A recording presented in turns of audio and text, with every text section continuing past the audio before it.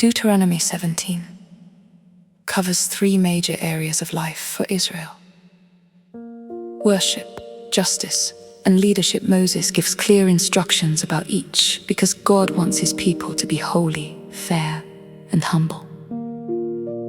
The chapter begins with worship. Moses says, "Do not sacrifice to the Lord your God an ox or a sheep that has any defect or flaw in it, for that would be detestable to him." God does not want leftovers. He does not want what is broken or worthless. He wants what is whole, what is good, what is the best. This is not just about animals. It is about how we worship. Do we give God our best? Or do we give him what is convenient, what is easy, what is left after we have taken what we want? God wants our whole heart, our whole life, our best.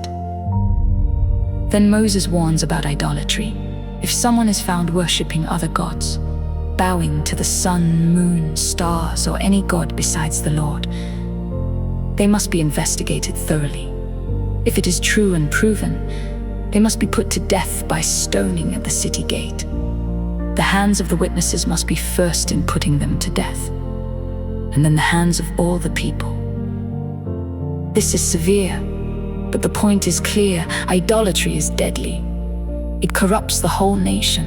It must be purged from among you. This judgment is not done lightly. A person cannot be put to death on the testimony of only one witness. There must be 2 or 3 witnesses. This protects against false accusations. This protects against revenge. Justice must be fair, even when dealing with the most serious sin.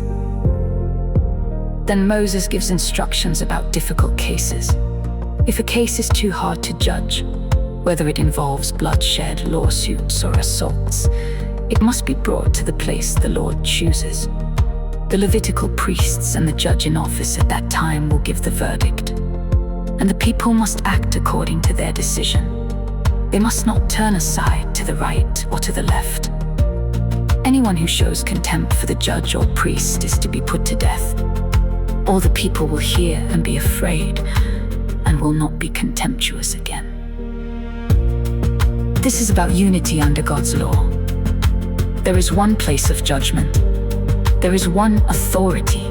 There is one law, and everyone must obey it. Then the chapter shifts to kings. God knows that one day, Israel will say, "I will set a king over me, like all the nations around me." God permits this, but he sets limits. The king must be the one the Lord chooses. He must be an Israelite, not a foreigner. He must not acquire many horses, especially not by sending people back to Egypt. He must not have many wives, because his heart might turn away. He must not acquire excessive silver and gold.